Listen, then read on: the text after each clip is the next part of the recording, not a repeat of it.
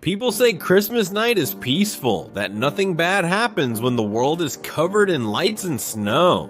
But this story proves that Christmas remembers everything. Ethan was a 17-year-old boy living with his father in a quiet town in Michigan. His mother had passed years ago, and every Christmas it was just the two of them.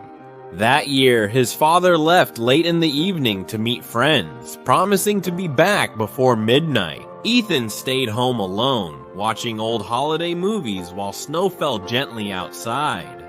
The house felt warm, safe, almost too quiet. At 11:52 p.m., someone knocked on the door. 3 slow knocks. Ethan checked the window. On the porch stood a man dressed as Santa. Not the cheerful kind. His red suit was torn and dirty, his beard uneven, his boots worn down like he'd walked miles in them. Ethan didn't open the door. The man smiled anyway. A few minutes later, Ethan noticed something strange under the Christmas tree. A gift. It hadn't been there before.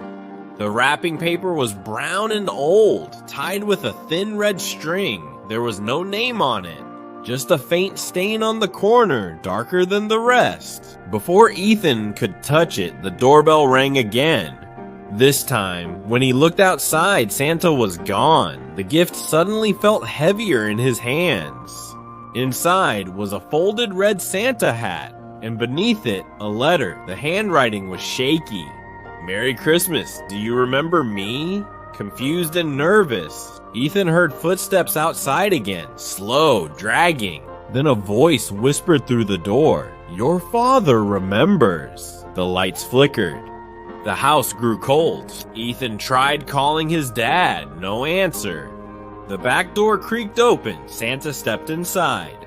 His face was no longer smiling. His eyes were hollow, filled with something old and furious.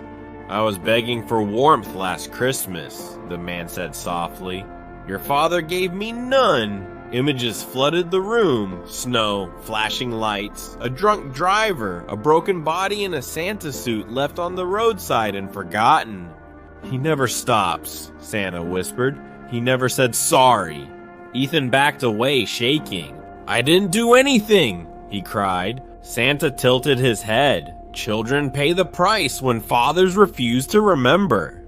The last thing Ethan saw was the red of the suit filling the room. When Ethan's father returned home hours later, the house was silent, too silent. He found his son under the Christmas tree, cold and lifeless, still clutching the gift box. Inside was the Santa hat and a letter. "You killed me last Christmas, remember now?" The father dropped to his knees, screaming. Outside, fresh footprints circled the house once, then disappeared into the snow. Every Christmas since, the town warns its children, if you see a dirty Santa knocking late at night, it's already too late. Christmas is supposed to be about warmth, about opening doors, not closing them. Lucas was 19, home alone in northern New York on Christmas Eve. His parents were working late, the house glowing softly with lights and decorations. Outside, snow covered the street in heavy silence. No cars, no footsteps, just cold. At 12:14 a.m., the doorbell rang. Lucas checked the camera app on his phone. A man dressed as Santa stood on the porch. His suit was torn, soaked at the bottom, his beard stiff like it had frozen once and never thawed. He wasn't smiling. Lucas didn't open the door. The bell rang again, slower this time. Then the app glitched. The camera feed switched, showing footage from last Christmas. Lucas watched, confused, as a younger version of his house appeared on screen. Snowstorm, midnight. And a man in the same Santa suit collapsed near the porch, knocking weakly.